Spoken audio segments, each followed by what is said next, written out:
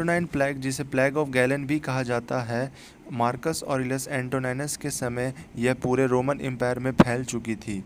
Greek physician जिनका नाम gallon था, उन्होंने इस बीमारी के कुछ सिम्टम्स बताए, जैसे कि fever, diarrhoea, vomiting, thirstiness, swollen throat and coughing.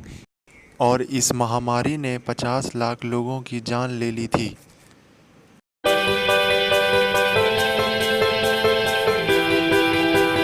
Black death उस समय की आई हुई सबसे खतरनाक बीमारी थी और उसका इलाज उस समय नामुमकिन था। यूरोप के व्यापारियों के जहाज़ के सहारे कुछ काले चूहे भी इस बीमारी से संक्रमित होकर पूरे मध्य एशिया में फैल गए थे और फिर 1340 तक यह पूरे यूरोप में फैल चुका था और यूरोप के 30 से 60% लोगों की इस बीमारी से मृत्यु हुई थी। यह इतिहास की अब तक की सबसे बड़ी तबाही थी। इस बीमारी के कारण 20 करोड़ लोगों की मौत हुई।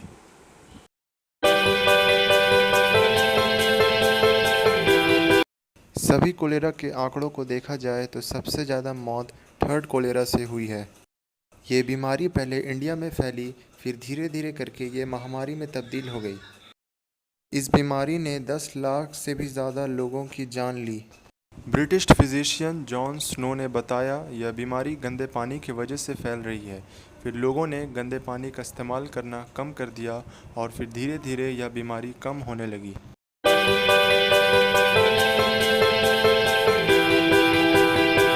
1918 में जब पहला विश्व युद्ध अपने चरम पे था, तब स्पेनिश फ्लू ने अमेरिकी सैनिकों को संक्रमित करना शुरू किया और जल्द ही वायरस ने ब्रिटेन, फ्रांस और जर्मनी के सैनिकों को संक्रमित कर लिया और स्पेन में वायरस फैलने पर पहली बार महामारी पता चला। महात्मा गांधी भी इस वायरस से संक्रमित हुए थे। इस महामारी से भारत में 1 करोड़ 80 लाख लोगों की मौत हुई थी। दुनिया की 1/3 आबादी यानी करीब 50 करोड़ लोग संक्रमित हो चुके थे, जिनमें 5 करोड़ लोगों की मौत हो गई।